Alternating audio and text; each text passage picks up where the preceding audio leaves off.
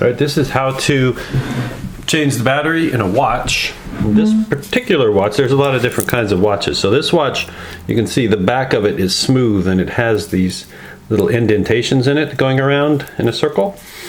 And so there's a special tool for removing that. I've tried, before I bought the special tool, I tried putting a screwdriver in here and kind of banging it on the ground and trying to get it to spin, but it was in here so tight that that wouldn't work. So you might be able to build your own special tool too. I'll show you how that works. So to begin, I'm going to separate the watch band so that it's not bouncing around and getting in my way here. And to do that, I'm going to use a thumbtack.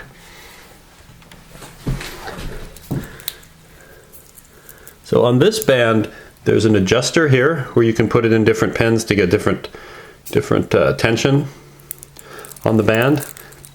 Not different tension, but if your wrist is a different size, you can fine tune it using these holes, putting the pegs in the different holes. That would be this peg. So what I'm going to do is just stick a pin in there to pop it loose. Now you want to be careful that the thing doesn't go flying across the room when you do it.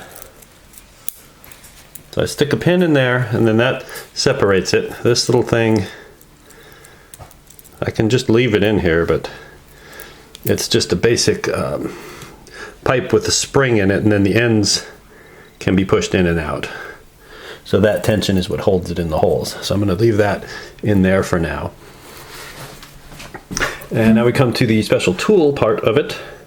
So this has two pins on it, and the pins are able to slide along this channel when I loosen this up to be closer or farther apart depending on the size of the watch. Now unfortunately the back of this watch is gigantic, so what you would want to do normally would be get your pins in on opposite sides, completely on opposite sides of the circle from each other, get the pins in there and then spin it around. Now on this watch, because it's so big, I'm going to just use the pins in the two that are furthest apart that I can still get to with the pins on it. Just kind of get it loose and then spin it. And you'll notice that I have my watch face down on a microfiber cloth. Obviously you wouldn't want to do this on concrete or really anything, well that would be stupid, but anything, any kind of hard surface, you'll scratch up the front of your watch. So you want to make sure you have it on something really soft while you're doing this. So we open up the back and we see this big giant watch has a little tiny movement in it. Let's see if we can zoom that in a little bit. Perfect. All right, so now every watch is a little bit different. You can see that's the battery in there. And you can read on it number 371. So the number of the battery, the type of battery it is going to be on the back of the battery, so you know which one to buy. And then with this watch, there's a plastic thing that holds everything in place, and then that's the actual movement. So it's probably, they designed one movement that they use for big watches and little watches, and there's a lot of extra space in there, so they put this spacer in. Now you want to make sure you observe what side of the watch battery is up. In this case, the side with the writing on it is facing up.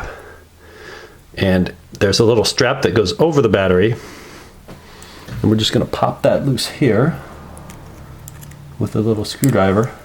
So it's just sort of pressure fit on. Not sure which little screwdriver I'm going to need for this. Maybe even my thumbtack. Just barely hooked on here.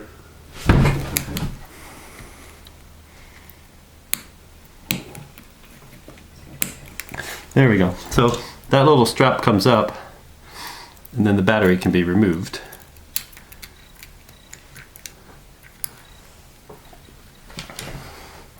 And then you get a new battery.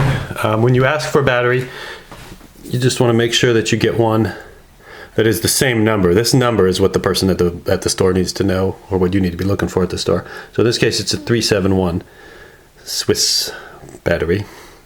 It bothers me that they have all this room in here, and yet it's just a little tiny battery, so you have to replace it every couple of years. I would like it if they put a giant car battery in there and it lasted for 10 years, but they don't.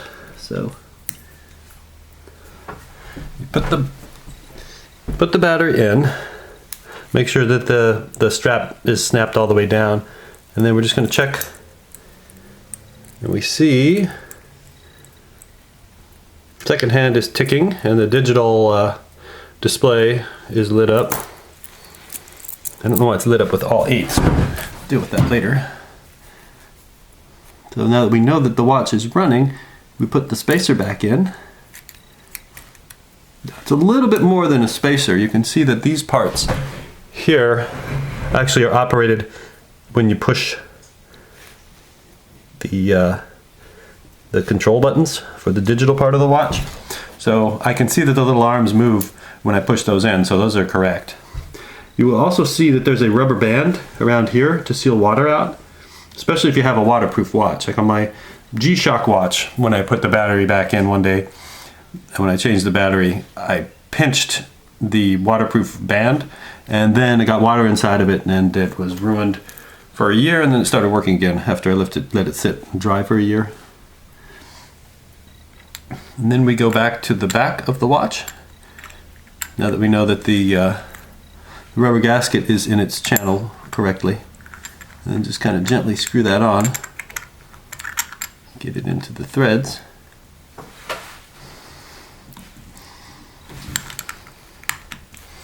Pick that up.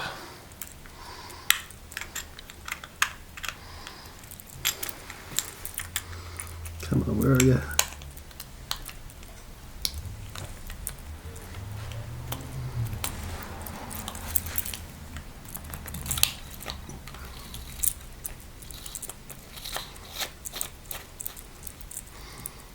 There we go. So I screw it hand tight, and then I just give it a little more with this. I'm not going to put it on super tight because I don't go swimming with it anyway.